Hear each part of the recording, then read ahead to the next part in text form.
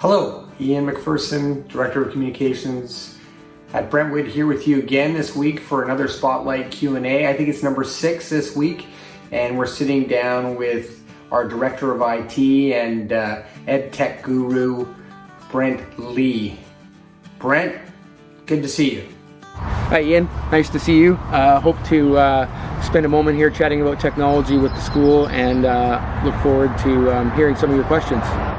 So let's get right to it, Brent, and let's go for the first question, which is really, how was it for you and your IT team to pivot? What was that pivot like to start our online learning? We're from March break, getting notification that this is happening, and you guys did all the heavy lifting on the back end. So what was that time like for you, and how did you guys approach that pivot? It's an interesting question, Ian. We looked at the kind of global landscape of technology out there and ranked Google Meet, Microsoft Teams, and Zoom as kind of platforms of choice for our environment. And we thought we needed an environment that offered something simple for our students to log into, that allowed all the engagement tools for online learning. And in my experience in post-secondary before, Brentwood was supporting 14 post-secondary institutions' online experiences. At that moment, we wanted tools that allowed screen sharing with both the students and the teachers, and Zoom was the right fit for the school, and we're glad we made that switch. Interestingly, schools since switching to Google or Microsoft Teams have slowly been adopting Zoom and switching from their platforms that they selected to the one that we're on now.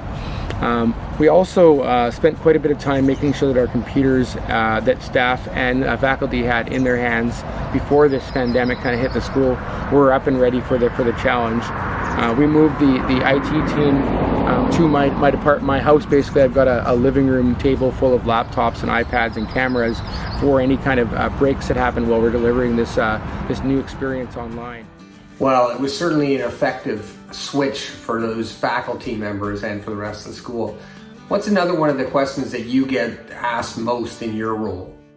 One of the questions that I'm often asked the most is about what should I do with my son or daughter when they're not on their computer? And I will tell you this: we need them to be off their computer. We need them to be off their phone, their iPad, their BlackBerry, whatever they have as a technology.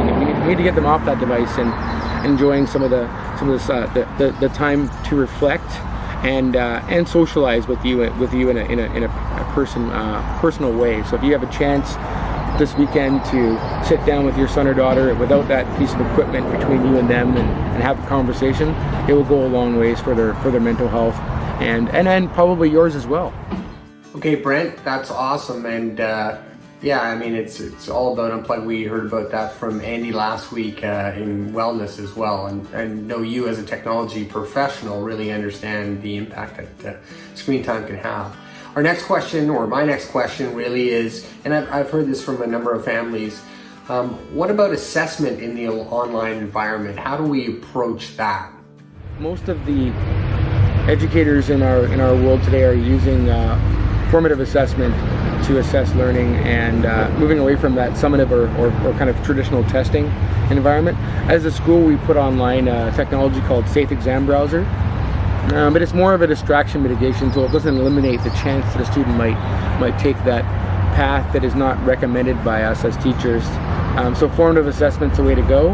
We are looking at new tools as we move into obviously the new school year to bring a bit more rigor behind Safe Exam Browser, which would be the student's phone pointing at them with the camera on while they're taking the assessment on their computer. One of the things that parents can kind of think about when we go into the next kind of generation of learning is that we should be encouraging students to have one computer, which is kind of their primary computer, and I would suggest the iPad's a secondary device is a better choice than a phone because it's bigger, it's easier on the eyes. And the iPad allows us to have, for example, if I'm taking a test at a desk, the iPad can be facing the student with the camera enabled, watching that student. So it's being invigilated by the teacher or the invigilation center as we think about assessment going forward in this new world. Okay, last question. In terms of support, what kind of support is your team currently giving to the different initiatives at the school? In terms of supporting teachers, students, and also some of the arts and athletics. What are you guys up to? My team also provides a support for the online environment with its own Zoom room. We see, upwards between 5 and 10 people joining the room per day, like we would in the regular office. Teachers will join the room and ask questions about delivering online experiences. Students will deliver the rooms with questions about the technology they're having, maybe some struggles with their computers or phones or iPads. And then we have another a room running where we do education around the teaching and learning environment, which is a room that I host. And our teachers join that room with questions like, what's the best pedagogy or delivery model for this specific lesson I'm trying to do? What would you recommend for bringing this kind of technology online in my classroom? And we're also supporting the arts webinars and athletic webinars and the assemblies as they happen. So in our Thursday assemblies, you'll see that they look very much or feel, the hope is they feel like a regular assembly. In our athletic seminars, you'll see quite a few different angles, and you'll see lots of good light, and that's a testament to the team that I work with, setting up some great infrastructure. The other one is the arts webinars, which are a little different because you've got these different mediums of content that you want to deliver online. Like yesterday, or the day before yesterday, I can remember seeing a pottery wheel, online. The day before that, I saw some students delivering an animation lesson. So a real variety of different types of content being pushed with this technology platform. I'll close in saying, we're in a time where it's very fluid. That's the word that I hear often, and I'm watching our peers in the system, both nationally and provincially. Daily, we're meeting and talking about new ways and new strategies with the teaching environment. I look forward to seeing you all online. I hope that you all have a chance to see one of our assemblies and engage in one of those athletic workouts. I know that I myself enjoy those as a break to my day. So Tuesdays and Thursdays, great time to join Ms. Sheck and Ms. Ostokovic in those fitness workouts. And remember that if you're not very good at painting like I am, or doing anything with an arts medium, as a parent, you can hop on those arts webinars and enjoy some of those experiences. And I know I have, and I hope that you all enjoy these different experiences, but at the same time, take the time to get off your device. Have a great weekend. Well, thank you, Brent. It was great to see you, and great to hear some of your insights.